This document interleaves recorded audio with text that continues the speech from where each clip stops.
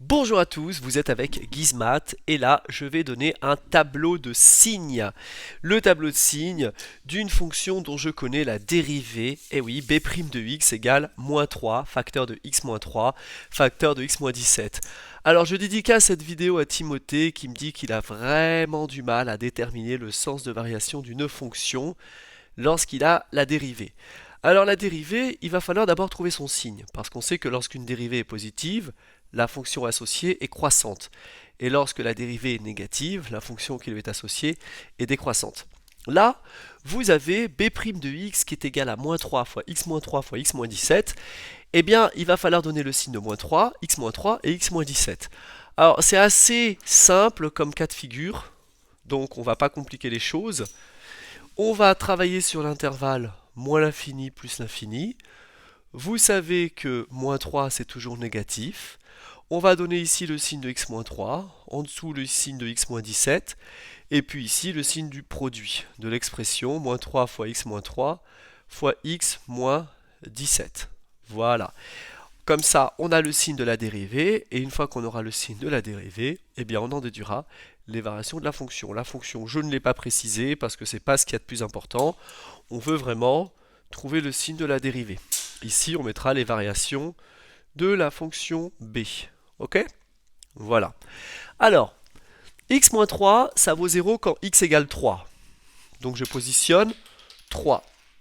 X moins 17, ça vaut 0 quand x égale 17, parce que 17 moins 17, ça fait 0. Je trace mon premier trait vertical, et hop là, pas très vertical hein, ce trait, hein. C'est pas très professionnel, comme vous pouvez le constater, donc on retrace, il faut vraiment que le trait soit bien droit. Voilà, sinon c'est très angoissant. Bien. Ah ouais, d'accord. Bon, il n'a pas envie d'être tracé ce trait, donc on y va sans règle.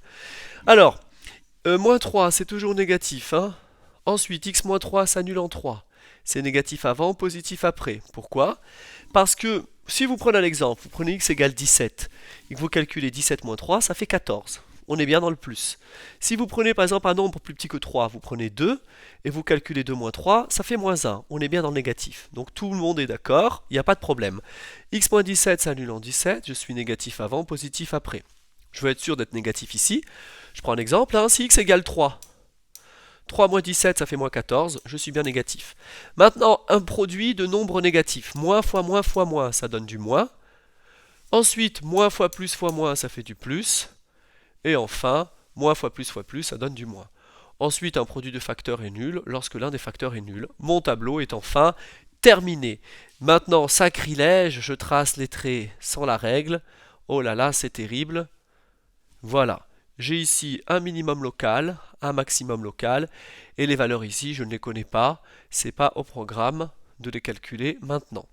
Voilà, donc je sais que sur l'intervalle moins l'infini 3, la fonction b est décroissante. Entre 3 et 17, elle est croissante, et entre 17 et plus l'infini, elle est décroissante. Et le sens de variation de la fonction, je l'ai déterminé grâce à la puissance du signe de la dérivée. D'où l'importance de connaître le signe d'une dérivée, car le signe de la dérivée, c'est ce qui va vous donner le sens de variation de la fonction. Merci d'avoir suivi Gizmat, à très bientôt, et puis pensez à retrouver mes vidéos sur ma chaîne YouTube intitulée Gizmat. À bientôt.